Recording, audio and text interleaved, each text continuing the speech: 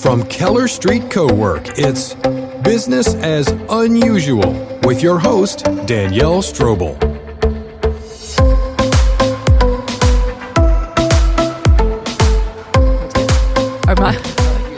It's you.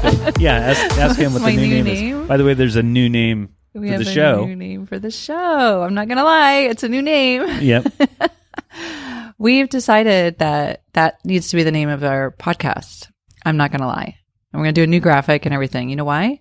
Why? Because you're a listener, Dominic. You know that at least 4 times in every podcast I go, wait a minute, I'm not going to lie. But it is that is like a tick that you have. It is. It's annoying me, actually. Oh, no, I don't. Everyone says tick in a negative way. I love it. It kind of is. Right. When I was starting my own company, I wanted, like, there's my wife and I have a drinking game we'll play at home, and we'll watch a comedy, and comedy writers fall on this all the time, but there's what? No, is like one of the like, it's you, if you look for it, you'll find it in every sitcom. What? No, like if someone's like, you must have, like if you watch 30 Rock, Arrested Development, any number of sitcoms, multiple times in an episode, it's like this refrain that people just like a but mechanism. Do you think that's actually written into their script? Of course, yeah. Really? Yeah, it's. I mean, I say that too. I think everyone does, and that's why. Wait, no.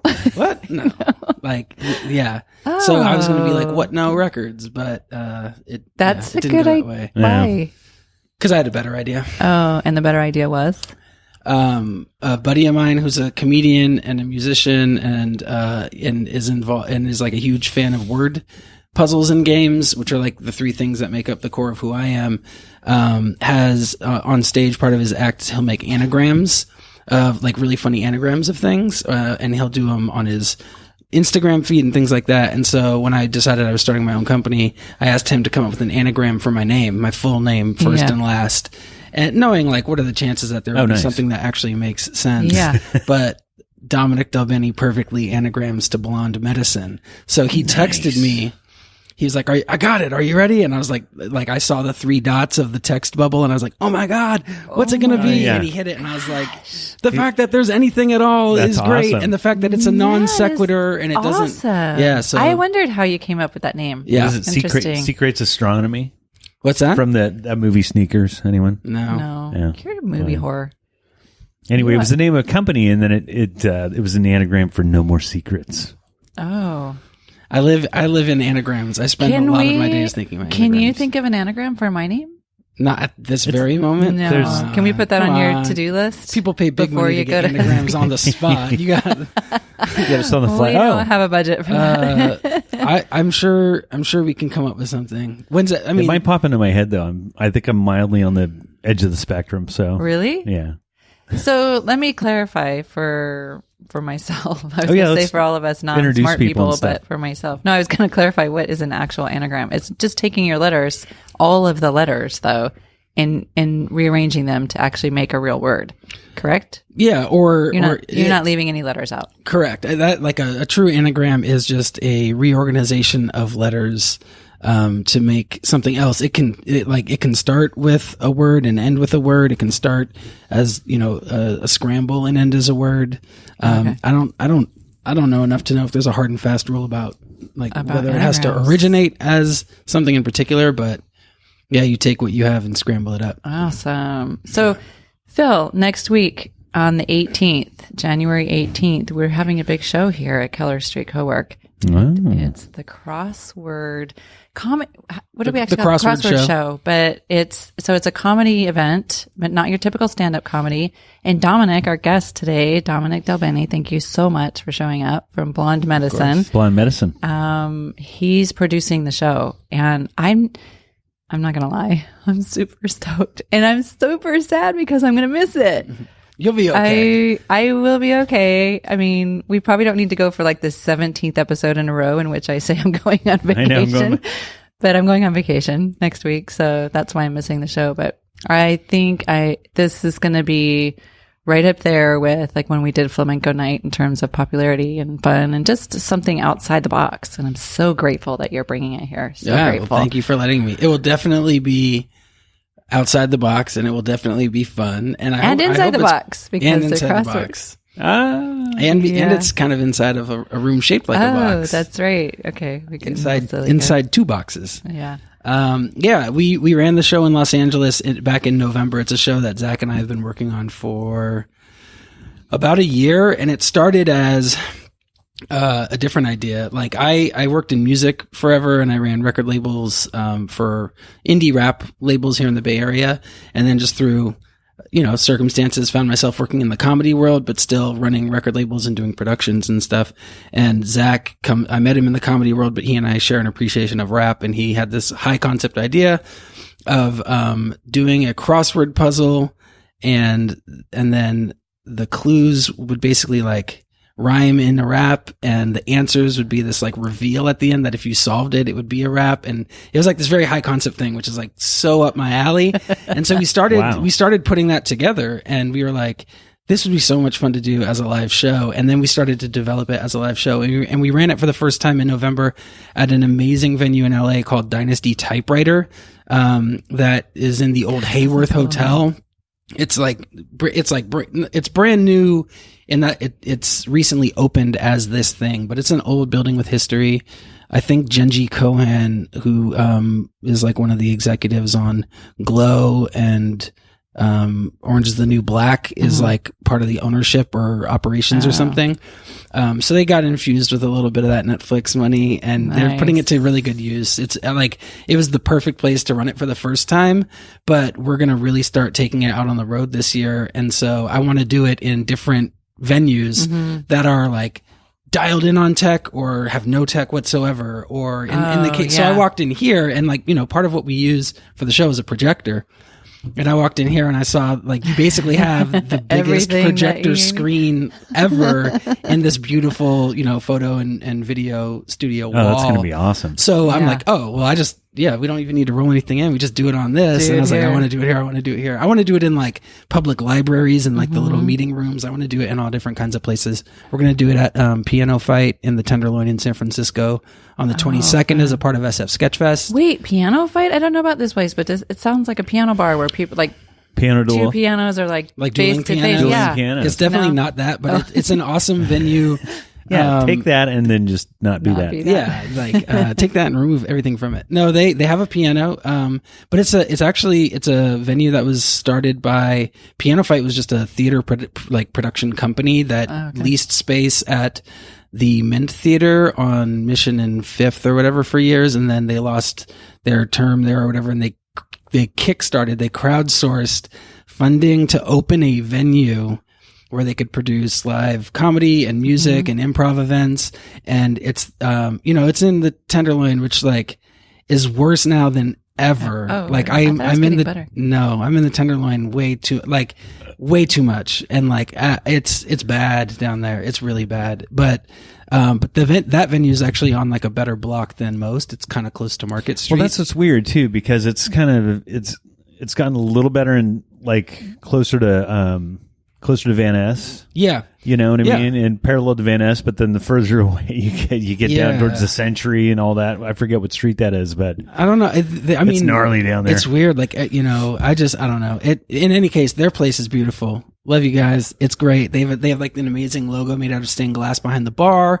They have like a front room that's kind of cabaret style. They have a full kitchen, and then they have 2 theaters. They have a smaller one and then like a big one that's like stadium seating, holds about 100, really good tech. And I've done a bunch of shows there over the years through like SF Sketchfest or other comedy stuff. And a good friend of mine who worked with me in music before works there, and that's how I got connected to them. But shout out to Duncan. Hey, Duncan. We'll see you on the 22nd, Tuesday night. Duncan, if you feel like you want to come up and look at our little old place anytime, feel free. Show notes, #Duncan. #Duncan. Well, that's exciting. It's interesting.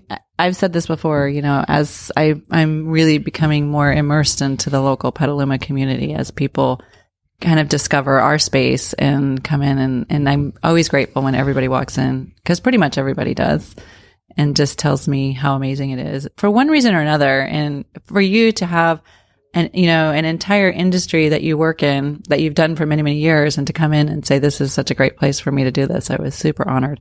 and totally excited to have you. Yeah, I'm super excited to be here. I mean, I used to walk by the building all the time when it was Twit, and the curtains were always drawn shut, they were in here. They were in here. Yeah. Son on, of you didn't bitch! notice? I didn't know that. Yeah. Okay, And actually, it wasn't curtains. What it was, they actually blacked out all the windows. We had to unblack the windows. So this was the brick to come house. here. And Yes. if you go in the basement, I hope no one ever erases that whiteboard. I don't want to erase it either. I feel like we need to put some that's a good idea. varnish or like a little spray Yeah. to seal a sealant on it. But yeah, there's like a nice little tribute to Twit down in the basement. Oh, nice. Yeah, it's on the whiteboard right by the IT room, and I left it there. It's super ugly but awesome because it's kind of like an ode to who I'm like was the here biggest before. idiot in the world. No, you're not. Just No.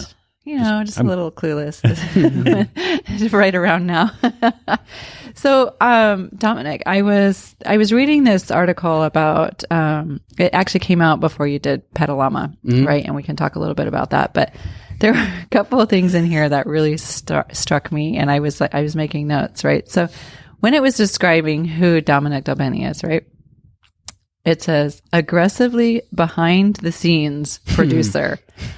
And I want to know, what does that mean, aggressively behind the scenes? I have to first say that those were not my words. What article was this? This was SF Chronicle. It was introducing okay. your Petaluma event. So when was that? It was a while ago. The event was in August. I think that article probably ran the first week of August. And I don't know, Peter Hartlaub, who is the journalist that I did the interview with, has been covering San Francisco comedy forever and actually has some Sonoma County roots too. So it was really nice to talk to him. Like he's dialed in, and he's been criticized by Bay Area comics for not helping cover enough in comedy before. Oh. And it was nice, I mean, for selfish reasons to get all that press from the Chronicle, but also like in talking to him, like it was clear that an agenda of his or a goal of his is to cover Sonoma County comedy and entertainment more. Okay. And he battles whatever hardships or bureaucracy you have when you have a big paper. So Yeah. I don't know what I would have said. I definitely would not have described myself that way. I don't even know what it means. Aggressively behind the scenes. Does I that don't mean know. maybe that you really prefer to stay behind the scenes? Like you're very like, don't put me in front. I do my best work and behind. I don't know. I don't know if that's. I loved it, though. I thought it was that actually- could be what he meant. I definitely do feel that way. Like Yeah. I have no aspirations to be a performer. I have no aspirations to ever be on stage. I try hard to think of ways where I can, through a God mic or some other, off stage apparatus, introduce the host. So I don't have to go in front of a room of people just to say like, hey guys, thanks for coming out. Give it up for your host. And I'd like to get way better at that. So I'm not ever on stage, but I also at the same time love playing host to an event. And I love when people come out and, we've been doing shows at Griffo Distillery on the east side here for about a year now. And it's like people I love. Yeah. And they're in this really cool, unique space and they're seeing shows and comics who aren't otherwise coming through Sonoma County. And I love being able to bring that stuff. I just definitely I don't think I'm the interesting or important part of any of it. Like the comics are doing the cool stuff. I would disagree with that. I think just having had conversations with you outside of, this podcast or whatever, you have a really engaging personality. And a lot of that for me has to do not just with the content of what we discuss. And it could be anything, Phil, from work to kids to whatever. Your facial expressions are very, I don't know. I love talking to you. And I think I know how it feels when you're like, this is just not my sweet spot and I don't necessarily want to do it. But I would argue to say that people likely really enjoy seeing your face, seeing you introduce people, even if it's just for a second. So, for whatever that means. Well, thank you. And I'll chew on that and probably not change my mind whatsoever, but it's nice to hear. So thank you. Good. What's going on with the hood over there? You're talking about your background in rap and you have your headphones over the top of your hood. And I'm wondering, is this because you're protecting your ears from something or because you're just pulling that rap vibe? No, two reasons. One, I spend a lot of my day at my desk here with headphones on. And if I go earphones directly on my ears, it's tight on my ears all day and it just starts to get sore. Oh. So the little extra cushion. The hoodie kind of just like softens or distributes the tension on it. Idea, I think he saw me licking the ear cup. And then there was that. No, and then as I get older, I'm thinning out in the back, so I like to cover the balding spot a little bit.